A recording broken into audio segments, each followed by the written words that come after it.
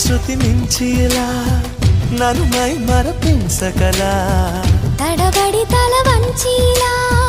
తలపును అని చేస్తే ఎలా మరేం చెయ్యనే నీతో ఎలా వేగనే నన్ను దాటి వెళ్ళలేవు నిన్ను నువ్వు దాచలేవు ఏమి చెయ్యనయ్యో రామా